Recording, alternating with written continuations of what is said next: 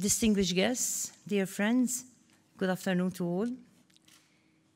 It is truly my pleasure to open this meeting of the Administrative Council and General Assembly of the European Association of Craft, Small and Medium-Sized Enterprises. I would like to thank the General Retailers and Traders Union of Malta, GRTU, and other organizers for this opportunity to share some reflections with you ahead of your discussions about the potential for economic and social strengthening of this important sector. As you are a recognized European social partner, committed to the implementation of the social pillars of Europe, and as I am informed that you represent, as we heard the President say, 12 million enterprises and employ around 55 million people across Malta. That is really big. As the European Association of Craft, Small and Medium-Sized Enterprises, your organization has declared to call for a stronger focus on social as well as economic prosperity, and this is so very important. A stronger focus on social and economic prosperity should be our core objective to keep us moving forward as one European Union, to improve the lives of individuals and communities across our member states. In this context, I would like to quote Günther Verheugen, former European Commissioner for Enterprise and Industry, and he said, "Micro, small, and medium-sized enterprises are the engine of the European economy. They are an essential source of jobs, create entrepreneurial spirit and innovation in the European Union, and are thus crucial for fostering competitiveness and employment," end quote. Furthermore, as we are aware, crafts, trades, and micro, small, or medium-sized enterprises are a driving force of entrepreneurial skills. They are catalysts for innovation and are a powerful source of employment. Indeed, according to indicators from the European Commission, some 23 million SMEs provide around 75 million jobs and represent 99% of all enterprises. SMEs in the European Union also account for a disproportionately large share of new jobs, with research-based evidence indicating that startup businesses are crucial to sustain healthy levels of employment. However, information from OECD tells us that less than one half of startups survive for more than 5 years. Of these, only a fraction develop into the high-growth enterprise, which substantially contribute to job creation. Therefore, I believe that there is more that must be done to encourage, to nurture, and to support SMEs through relevant legislation and policy, especially during this critical period of their development. SMEs are early adopters of innovation and play a key role in pioneering and developing new markets. Furthermore, as you are also aware, SMEs provide ideas and inputs that benefit larger businesses, contribute to research at universities and think tanks, and also assist other small enterprises. Safeguarding SMEs is crucial to the prosperity of our economies.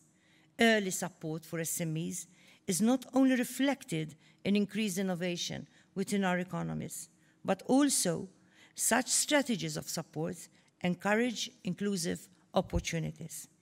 It is this focus on inclusive opportunities which I believe should be a primary target for all efforts by European authorities to strengthen SMEs.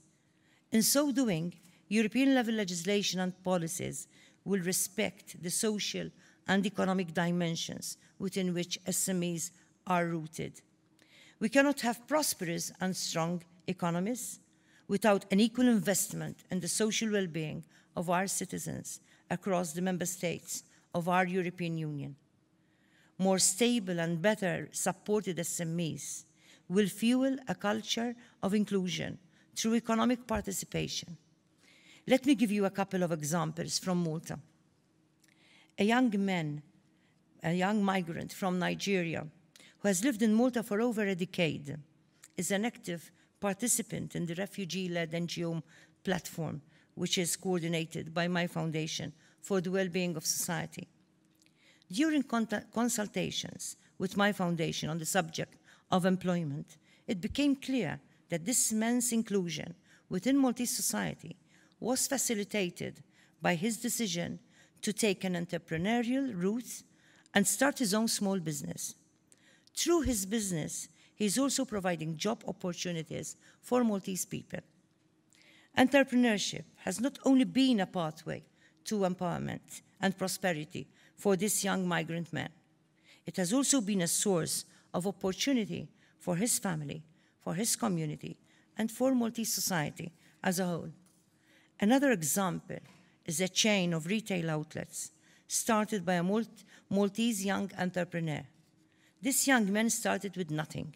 He managed to develop his business, which has flourished over a very short period of time. In the process, he has also created a number of job opportunities for vulnerable people. In fact, he is actually employing people who have young people who have rehabilitated from drug abuse. While operating an inclusive employment policy, he has managed to bring about an inclusive employment policy. This young entrepreneur is truly inspirational. It is not only for the benefit of his business, but also including such young people. He has managed to make them productive, so they're not really a burden on society. So it's not just a social issue, it's a completely also an economic issue. Thus, SMEs and entrepreneurship can be effective sources of social inclusion and economic participation. This is another reason why we must promote and prioritize SMEs across Europe. I believe that the European Union must continue to build on programs which support SMEs and the knowledge that such investment is contributing to the prosperity and well-being of our communities and societies. The need for more inclusive economic opportunities is also evident in the role of women within our economies. According to indicators from the World Bank's World Development Report, female employment has a direct effect on GDP growth rates.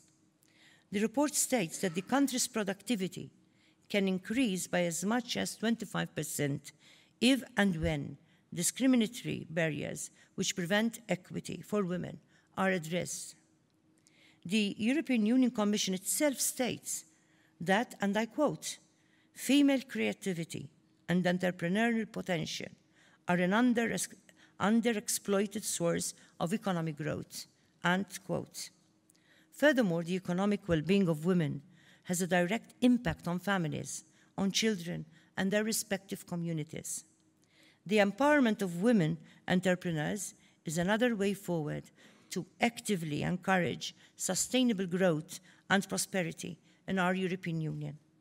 While women constitute 52% of the total European population, according to European indicators, only 34.4% of self-employed people in the European Union and 30% of startup entrepreneurs are women.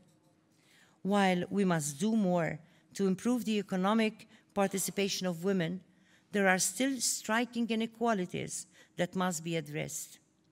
According to the OECD, trends for startups by women remain below pre-economic crisis rates in most OECD economies.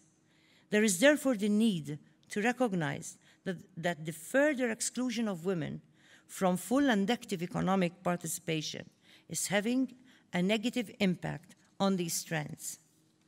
National studies indicate a number of determining factors which are deterring women from economic participation. These include cultural barriers, lack of financing that specifically addresses the risk profiles faced by women over their working lifetime, and the lack of networking opportunities. These gender gaps impose real costs on society around the European Union and beyond.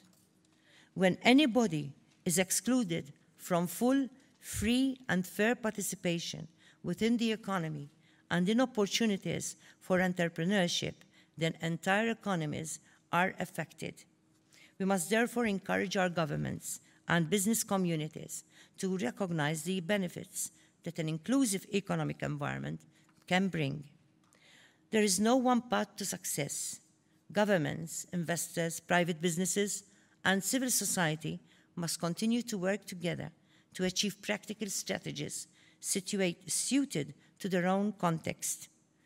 Coordination between our authorities is crucial in order to share good practices and to foster synergies within the sector across Europe.